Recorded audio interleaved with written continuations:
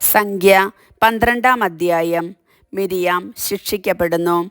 മോശയുടെ ഭാര്യയായ കുഷ്യസ്ത്രീയെ പ്രതി മിരിയാമും അഹറോനും അവനെതിരായി സംസാരിച്ചു. കർത്താവ് മോശ വഴി മാത്രമാണോ സംസാരിച്ചിട്ടുള്ളത്? ഞങ്ങളിലൂടെയും സംസാരിച്ചിട്ടില്ലേ എന്ന് അവർ ചോദിച്ചു. കർത്താവ് അത് കേട്ടു. മോശ ഭൂമുഖത്തുള്ള എല്ലാ മനുഷ്യരിലും വെച്ച് സൗമ്യനായിരുന്നു. കർത്താവ് ഉടനെ തന്നെ മോശയോടും അഹറോനോടും മിരിയാമിനോടും പറഞ്ഞു, നിങ്ങൾ മൂവരും പുറത്ത് സമാഗമ കൂടാരത്തിലേക്ക് വരുവിൻ. അവർ വെളിയിൽ വന്നു. കർത്താവ് മേഘസ്തംഭത്തിൽ ഇറങ്ങി വന്ന് സമാഗമ കൂടാരവാതിൽക്കൽ നിന്നിട്ട് അഹറോനെയും മിരിയാമിനെയും വിളിച്ചു. അവർ മുന്നോട്ട് ചെന്നു. അവിടുന്ന് അരുളി ചെയ്തു, എൻ്റെ വചനം ശ്രവിക്കുക.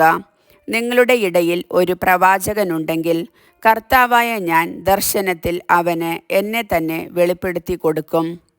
സ്വപ്നത്തിൽ അവനോട് സംസാരിക്കുകയും ചെയ്യും. എൻ്റെ ദാസനായ മോശയുടെ കാര്യത്തിൽ അങ്ങനെയല്ല.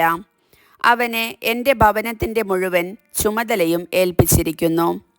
അവ്യക്തമായിട്ടല്ല, സ്പഷ്ടമായി മുഖാഭിമുഖം അവനുമായി ഞാൻ സംസാരിക്കുന്നു.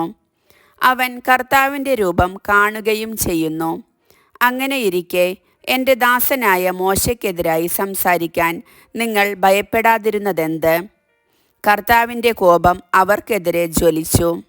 അവിടുന്ന് അവരെ വിട്ടുപോയി. കൂടാരത്തിൻ്റെ മുകളിൽ നിന്ന് മേഘം നീങ്ങിയപ്പോൾ മിരിയാം കുഷ്ഠം പിടിച്ച് മഞ്ഞുപോലെ വെളുത്തു.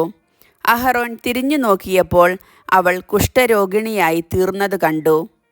അഹറോൻ മോശയോട് പറഞ്ഞു, പ്രഭോ, ഞങ്ങൾ ബുദ്ധിഹീനമായിട്ടാണ് പ്രവർത്തിച്ചത്. ആ പാപം ഞങ്ങളുടെ മേൽ ചുമത്തരുതേ. ഗർഭപാത്രത്തിൽ നിന്ന് പുറത്തു വരുമ്പോൾ തന്നെ ശരീരം പകുതി അഴുകിയിരിക്കുന്ന മരിച്ച ശിശുവിനെ പോലെ അവൾ ആകരുതേ.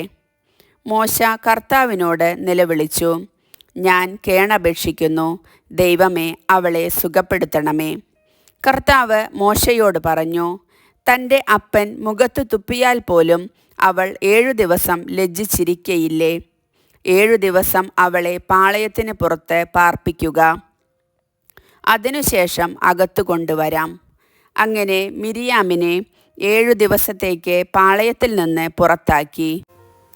അവളെ അകത്തു പ്രവേശിപ്പിക്കുന്നതുവരെ ജനം യാത്ര പുറപ്പെട്ടില്ല.